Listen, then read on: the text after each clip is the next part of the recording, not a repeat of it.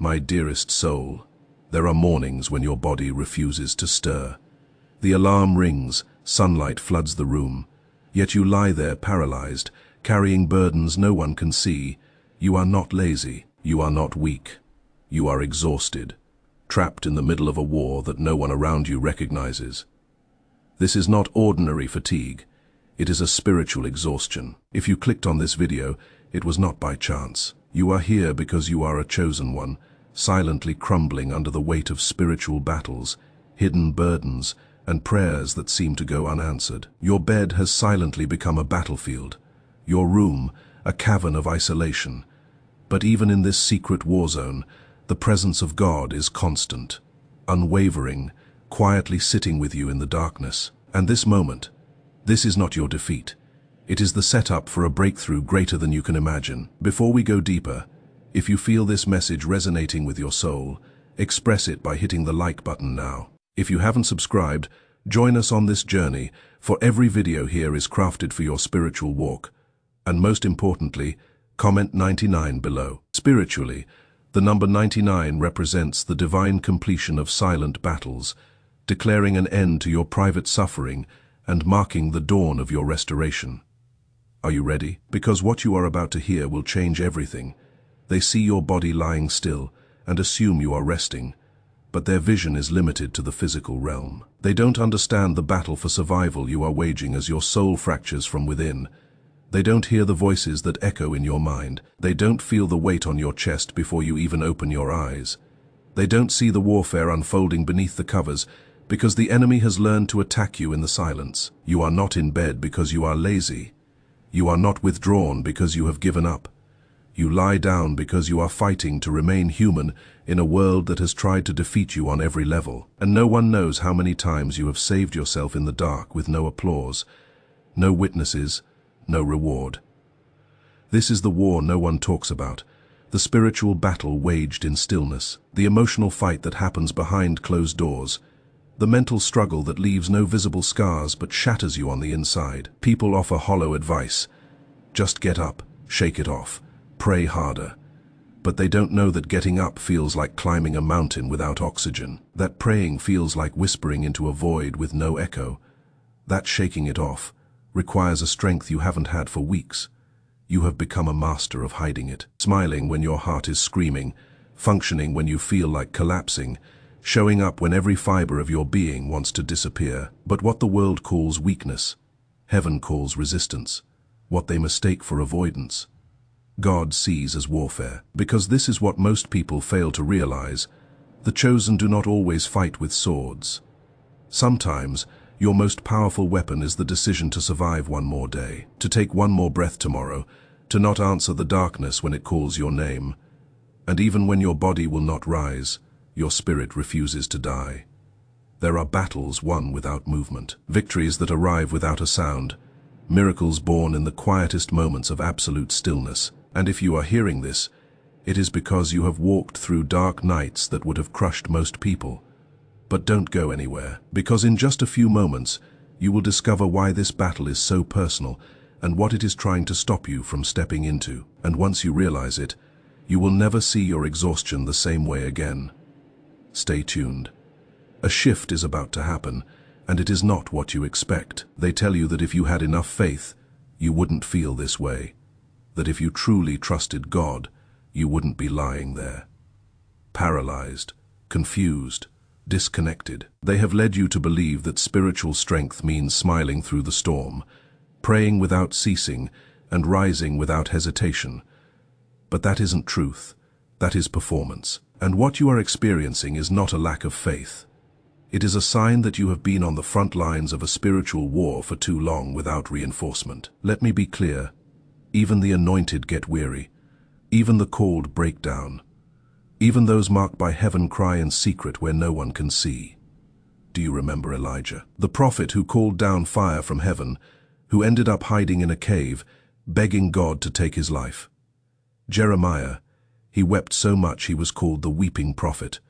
And what about Jesus? Yes, even Jesus, the Messiah, felt the pressure of his assignment in the Garden of Gethsemane so intensely that his sweat became like drops of blood. So, What makes you think your weariness disqualifies you? What makes you believe that just because you are tired, you are no longer chosen? Let me shatter that lie right now. Your exhaustion doesn't make you weak. It makes you real. It makes you human.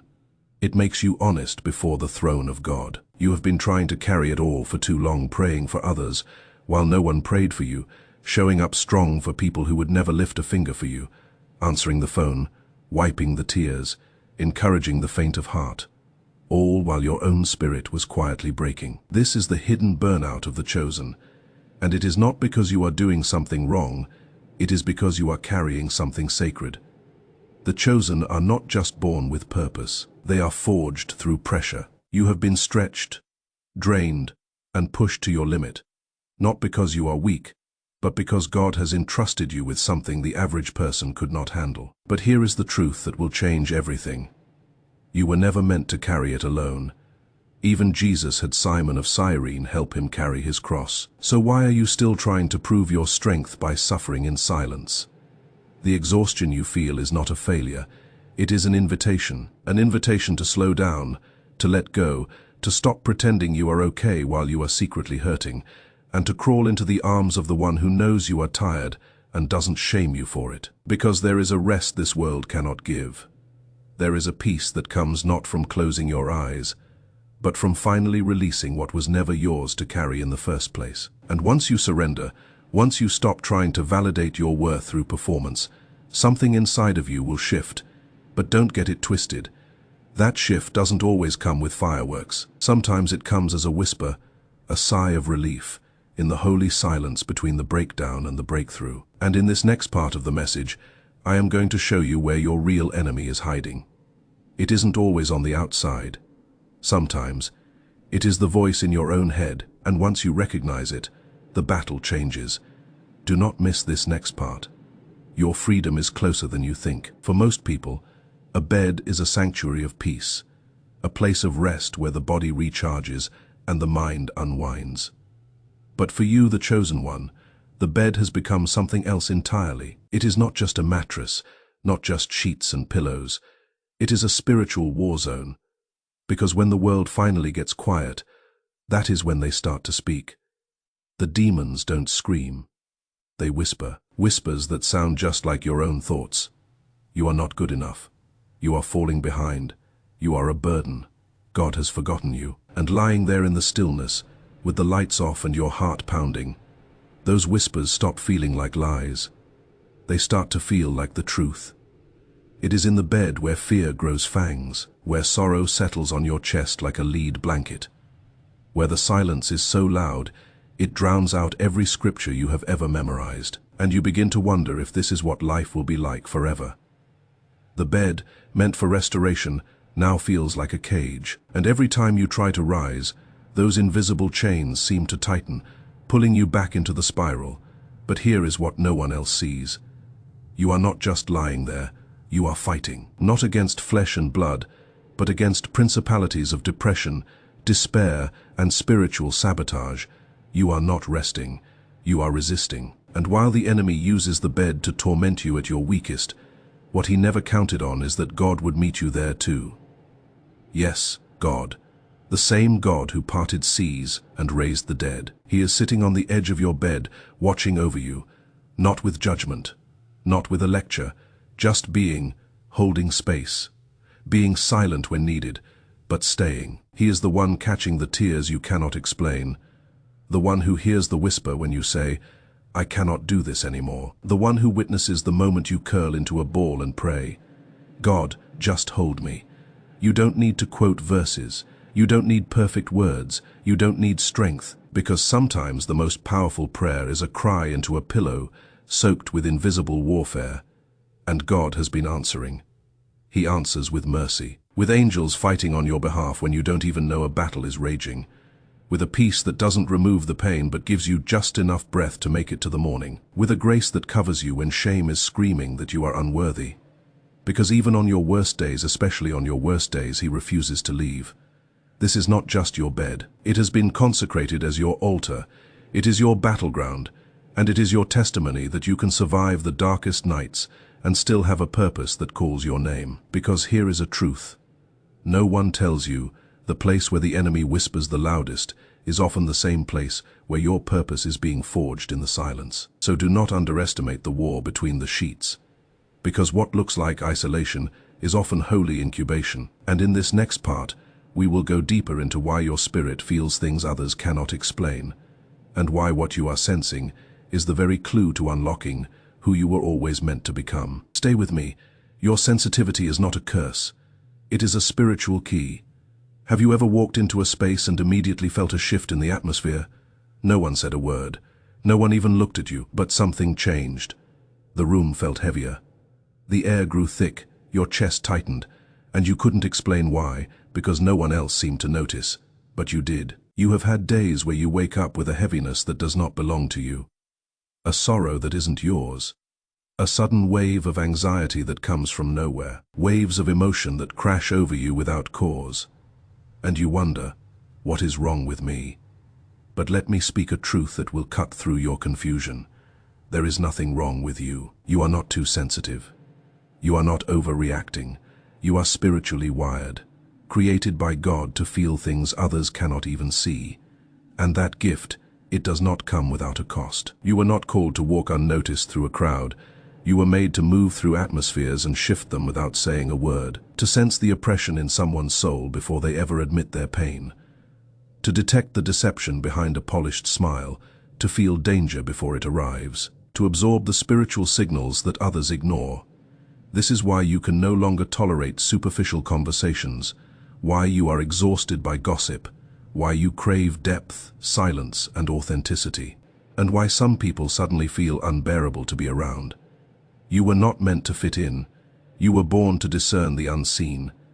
But with that awareness comes a unique pain, because when you feel this much, you carry burdens that were never meant to be yours.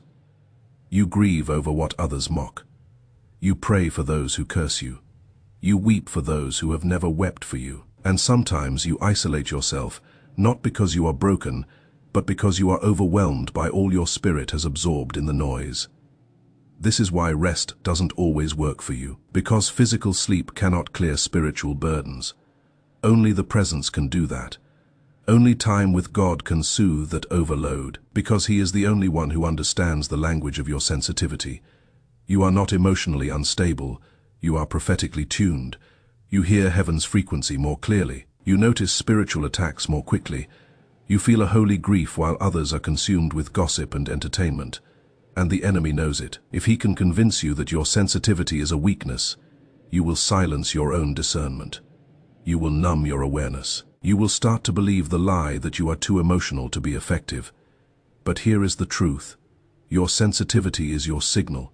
It is how heaven speaks through you. It is how angels warn you. It is how the Spirit guides you to the places others avoid. You were never called to be normal. Normal people don't feel the shift in the air. Normal people don't wake up weeping for nations. Normal people don't cry out for souls they have never met. You are spiritually awake, spiritually charged, and spiritually dangerous to the kingdom of darkness. And yes, it is exhausting. Yes, it is lonely. Yes, you often feel misunderstood. But it is part of your design, part of your assignment, part of what makes you unstoppable when you finally own it. So the next time someone calls you too sensitive, smile to yourself. Because what they see as sensitivity, heaven sees as a divine instrument of spiritual perception. And in this very next moment of the message, we are going to uncover the final secret war you are fighting.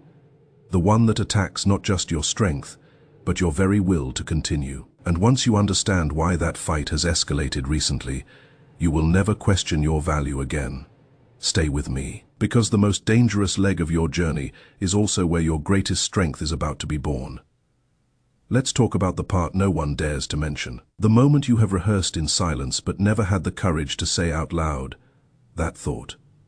That deep, hollow ache that feels like, what if I just disappeared?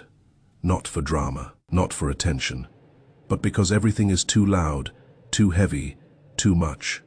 You dream of silence, not peace, but absence, not healing, but release. There are days when breathing itself feels like a chore, when your own name sounds foreign in your mouth, when the world keeps turning and you just want to stop everything and get off. But listen to me, brave soul.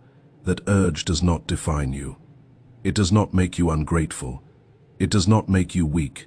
It makes you human. A human carrying the impossible weight of God, a soul that has been quietly bleeding out.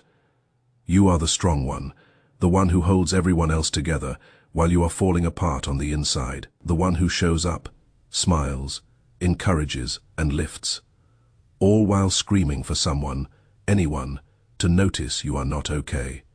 And the truth, you are tired, not because you lack discipline, but because you have been fighting alone for too long.